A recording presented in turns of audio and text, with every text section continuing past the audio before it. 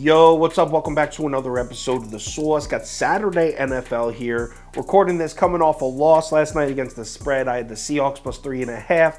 49ers get the win. The under did cash for us though, so we went 1-1, finished slightly down. I apologize in advance for my voice. I got that stupid winter cold that everyone gets this time of year. But I'm not letting that stop me from getting these videos up. I'm putting one up for all three NFL games. This one, Colts Vikings, first game of the day. Let's go. Welcome to The Sauce.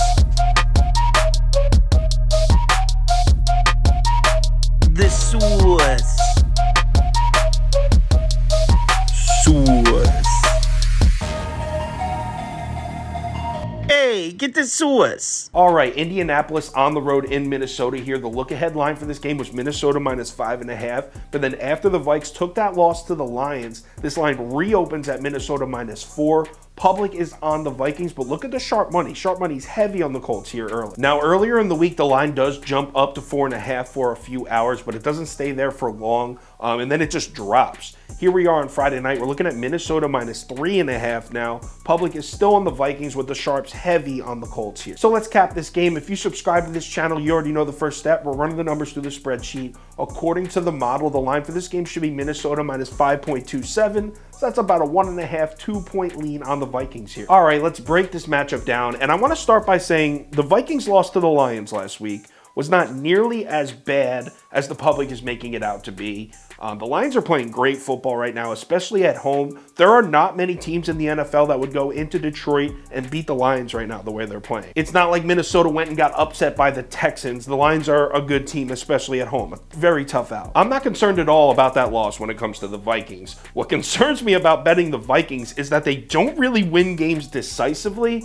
So laying 3.5 points with a team that seems to win by exactly a field goal every week just really doesn't entice me. Minnesota may be 10-3, but of those 10 wins, only one of them is by more than one score. And that was all the way back in week 1 against Green Bay. But we are dealing with the Indianapolis Colts, so let's look at some numbers here. And I wanted to start with Dalvin Cook and the Vikings run game against the Colts run defense. That's been an area of concern for Minnesota recently. If you look at the game logs, it's really been a while since we've seen the Vikings and Dalvin Cook really take a game over with their rushing attack. Dalvin Cook was a complete non-factor in that loss to the Lions last week. 15 carries, 23 yards. Disgusting. He was also a complete non-factor in that win over the Patriots on Thanksgiving night. If I'm head coach Kevin O'Connell, that's exactly where my head is at. The Vikings are 8-0, literally a perfect 8-0 when Dalvin Cook gets more than 15 carries in a game. When he gets 15 or less carries, they're just 2-3. So again, if I'm head coach Kevin O'Connell, I'm getting Dalvin Cook the football. Most books have Dalvin Cook's rushing attempt total set at 18.5. That's a pretty big number. So that gives you an idea of what they're expecting.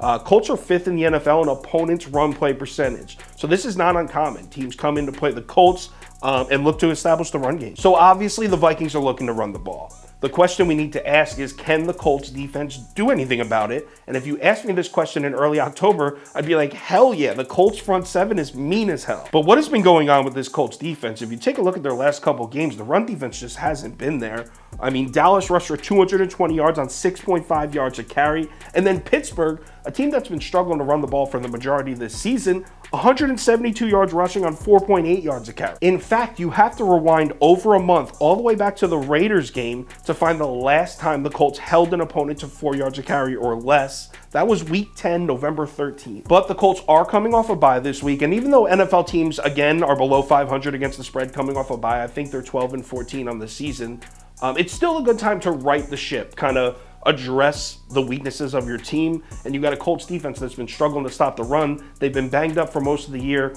They're finally healthy, at least the front seven is. I think the run defense comes back. Now, Indianapolis is going to be without their second corner, Kenny Moore, which could be a factor because even if they are able to hold Dalvin Cook in check, which I think they will, you still have to deal with Justin Jefferson and Kirk Cousins. Now, as far as the Colts offense goes against this Minnesota defense, I can't believe I'm saying this. I kind of like this matchup for the Colts offense. Hear me out. The truth is, Matt Ryan has not been great this year, but if you really take a look at his numbers, he's been absolutely terrible when pressured. He's one of the worst quarterbacks in the NFL, if not the worst, when pressured. But Matt Ryan's numbers when he's able to operate out of a clean pocket aren't really that bad. In fact, they're pretty decent. What has been the biggest weakness of the Vikings defense over the past 4 weeks? The pass rush has disappeared. This is a team that recorded 26 sacks in the first 9 games of the season. 26 sacks in the first 9 games.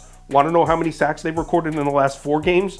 4. They went from 3 sacks a game to just 1 sack a game. Let me ask you something. If the Vikings pass rush can't get to Matt Ryan, how exactly do you expect this Minnesota defense to make stops here? Because keep in mind, this team has not been good in pass coverage. Look at these numbers from the sportsbook here. Matt Ryan's passing total is set at 254.5. That's a total he hasn't hit in 5 weeks. Michael Pittman's receiving total is set at 70.5 yards. That's a number he's hit just once in the last 8 weeks. So obviously the sportsbooks agree with me that this is a great spot for Matt Ryan and the Colts passing game. Oh, and by the way, the Vikes really haven't been that great at stopping the run either. Both the Lions and the Jets in the last 2 weeks both had very successful days running the ball in the Vikings defense. Jonathan Taylor is going to get his 4 yards a carry. I think Indianapolis comes off this bye week, comes into this game in Minnesota with a plan, take away Dalvin Cook, take away the run game, make Kirk Cousins beat him. And here's the thing. I think Kirk Cousins has a good game. I think Minnesota probably still wins, but at 3 and a hook, I have to take the point. I'm actually going to split my money up 3 ways on this game, probably a half unit on each.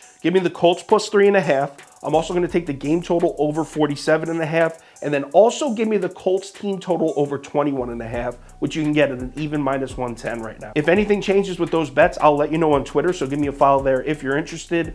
Also, if you want the final tickets that I put out, that we all put out for the staff for every single sport, has the top bets, parlays of the day, bet of the day, that kind of stuff, head over to KyleKirms.com, or you can download the Sauce Network app. NFL Saturday, it's week 15 already. We're coming off 3 consecutive winning weeks in the NFL. Let's keep it rolling. Things are positive. Things feel good. Remember to bet responsibly, and I'll talk to you on Twitter.